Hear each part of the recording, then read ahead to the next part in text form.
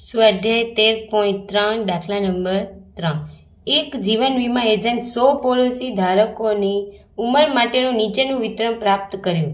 જેમની ઉંમર 18 વર્ષથી વધુ પરંતુ 60 વર્ષથી ઓછી હોય તેવી જ વ્યક્તિઓને પોલિસી આપવામાં આવી હોય તો તેમને મધ્યસ્થ ઉંમરમાં શોધો. હવે તમારે કીધું છે જે આ દાખલામાં ચોપડીમાં આપેલું છે એમાં આપેલું છે ઉંમર 20થી ઓછી, પછી 25થી ઓછી, 30થી ઓછી, એવી રીતે 60થી ઓછી. એટલે આપણે પછી વર્ગ બનાવે 18થી 20, 20થી 25, 25થી 30, 30થી 35, 35થી 40, 40થી 45, 45થી 50, 50થી 55, 55થી 60. અને જે ચોપડીમાં તમારે આપેલું છે એ શું આપી દીધી છે? ડાયરેક્ટ સંચય આવૃત્તિ આપી દીધી છે. સંચય આવૃત્તિ આપી દીધી છે એમાંથી આપણે માઇનસ કરતા જઈશું તો એફઆઈ મળશે 2, 4, 18, 21, 33, 11, 3, 6, 2. એટલે ટોટલ કેટલા થશે? 100. તમારે જે ચોપડીમાં આપેલી છે એ શું આપી દીધી છે? સંચય આવૃત્તિ. તો આપણે બાદ કરતા જઈશું એટલે આપણે એફઆઈ મળી જશે 2, 6, 4માંથી 6માંથી 2 જાય તો 4. એવી રીતે પછી છે 24, 45, 78, 89, 92, 98 અને છેલ્લે 100. એટલે આમાંથી 100માંથી 98 બાદ કરીએ તો 2, 98માંથી 92 બાદ કરીએ તો 6. એવી રીતે આપણે એફઆઈ શોધી લેવાનું. પછી 92માંથી 89 બાદ કરીએ તો 3, 89માંથી 78 બાદ કરીએ તો 11. એવી રીતે બાદ કરતા જઈશું એટલે આપણે એફઆઈ એટલે આવૃત્તિની સંખ્યા મળી જશે. હવે ટોટલ આપણે કેટલા આપી દીધા છે? 100. તો આપણે n/2 શોધીશું. n બરાબર 100 તો n/2 બરાબર 100 ભાગ્યા 2 એટલે કેટલા આવશે? 50 આવશે. ચલો 50ની આજુબાજુ હોય તો આપણે ખબર છે કયું આવશે? 33 આવશે. એટલે 50ની આજુબાજુ હોય કયું છે? 30 અને 35થી 40ના વર્ગમાં સમાવેશ થશે. થયું? આ 33. આ શું આવશે? એફ આવશે. અને એના આગળના વર્ગની આવૃત્તિ એટલે આ શું આવશે? સીએફ. એફ આવ્યો, આ એલ આવ્યો, આ એના આગળના વર્ગની આવૃત્તિ સીએફ. ચલો અહીંયા નીચે મૂકી દઈએ. એચ લખી લઈએ. એચ બરાબર કેટલું છે? 5. પછી એલ બરાબર 35. સીએફ જે મધ્યસ્થ વર્ગ છે એના આગળના વર્ગની સંચય આવૃત્તિ એટલે કેટલું આવશે? 45. એફ કેટલું છે? 33. કેટલું છે? 33 મધ્યસ્થ વર્ગની આવૃત્તિ. મધ્યસ્થ વર્ગની આવૃત્તિ. હવે આ કઈ રીતે નક્કી કરે જોવાનું. જો જેટલા ટોટલ એન આપ્યો એને ભાગ્યા 2, 50. કેમાં આવે છે? અહીંયા એફમાં જોવાનું. ક્યાં આવે છે? અહીંયા આવશે 33. અથવા તો આમાં જોઈએ સીએફમાં તો જો 45થી નીચે વાળું 78 એટલે આની વચ્ચે આવશે. આ જે છે 35થી 40ની વચ્ચેવાળું જે વર્ગ છે એમાં આવી શકે. એટલે એના આગળના વર્ગની આવૃત્તિ આપણે સંચય આવૃત્તિ ધારી સીએફ, એ વર્ગની આવૃત્તિ એફ. ચલો સૂત્ર મૂકીએ. શું આવશે? ઝેડ એમ બરાબર મધ્યસ્થ એમ બરાબર L plus n/2 minus CF છેદમાં એફ અને કૌંસ આખા એચ. ચલો એલ કેટલું છે આપણી જોડે? 35. n/2 50 minus CF 45. 45 થાય છે સંચય આગળ જે વર્ગ છે મધ્યસ્થ વર્ગના આગળના વર્ગની સંચય આવૃત્તિ. એફ કેટલું છે? 33 અને ગુણ્યા 5 કરીશું. 35 વત્તા 5ના છેદમાં 33 અને ગુણ્યા 5 એટલે આવશે 35, 25, 25 અને ડાળીશું એટલે આવશે 25 ભાગ્યા 33 કરીશું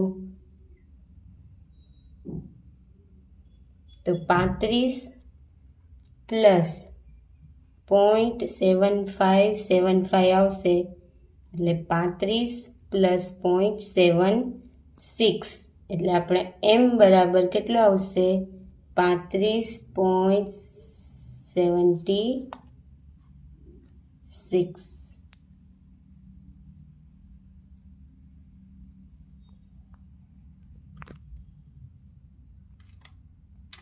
એવી રીતે ક્વેશ્ચન નંબર 4. એક છોડના 40 પાંદડાની લંબાઈ ખૂબ જ નજીકના મિલીમીટર સુધી માપવામાં આવી અને મેળવેલ માહિતી નીચેના કોષ્ટકમાં દર્શાવી છે. તો પાંદડાઓની મધ્યસ્થ લંબાઈ શોધો.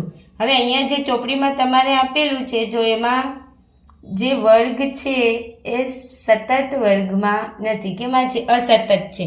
118 થી 126, પછી 126 આવવા જોઈએ, એની જગ્યાએ શું છે 127 થી 135, 136 થી 144, 145 થી 153, 154 થી 162, 163 થી 171, 172 થી 180. સતત વર્ગ નથી. સતત વર્ગ એટલે જો 118 પછી 126 હોય તો નીચેની જે અધસીમા છે 126 થી સ્ટાર્ટ થવી જોઈએ, જ્યારે આમાં 127 થી સ્ટાર્ટ થાય. અને નીચે સૂચના આપેલી જ છે, જો મધ્યસ્થ શોધવા માટે માહિતીનો સતત વર્ગોમાં ફેરવવાની જરૂર છે, કારણ કે સૂત્ર સતત વર્ગ માટે છે. એ જે સૂત્ર છે કેના માટે છે? સતત વર્ગ. તો પછી વર્ગોને આપણે 117.5 થી 126.5, 126.5 છે, 135.5 એવી રીતે લઈ અને છેલ્લે 171.5 થી 180.5 સુધી લેવાના છે. અને એફઆઈ આપેલી છે, ટોટલ 40 છે. ચલો સંચય આવૃત્તિ શોધી દઈએ. પહેલા 3 આવશે, પછી 5 વત્તા 3 આવી રીતે ક્રોસમાં કરી જવાનું. 5 વત્તા 3 કેટલા આવે? 8.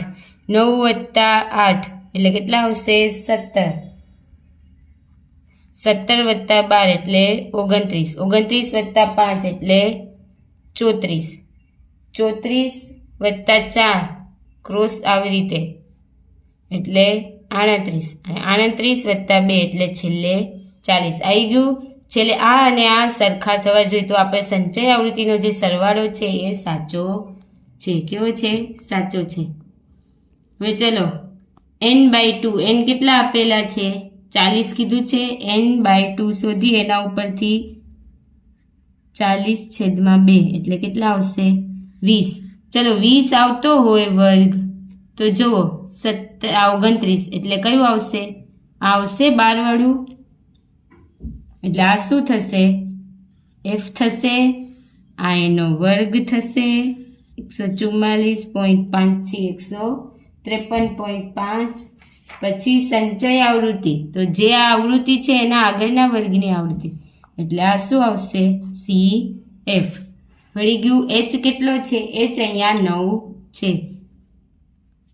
h બરાબર 9. પછી l કેટલો છે? 144.5. CF 17. F 12. ચલો મળી ગયું. સૂત્ર મૂકી દઈએ. મધ્યસ્થ m બરાબર l પ્લસ કૌંસમાં n/2 માઇનસ CF છેદમાં f કૌંસ પૂરો ગુણ્યા h. l કેટલો છે? 144.5 પ્લસ n/2 એટલે કેટલા આવ્યા? 20. CF કેટલા છે? 17. f કેટલા છે? 12. અને આ કેટલા છે? 9. 144.5 પ્લસ 3/12 ગુણ્યા 9. 3 ચોક 12 એટલે 9/4 આવશે.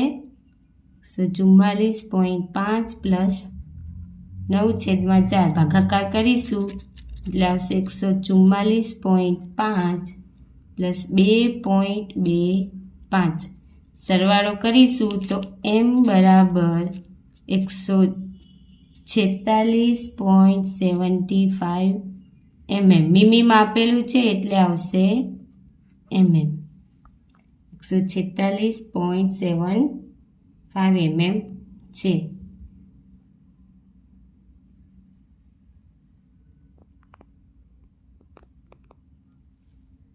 હવે એ રીતે ક્વેશ્ચન નંબર 5 છે.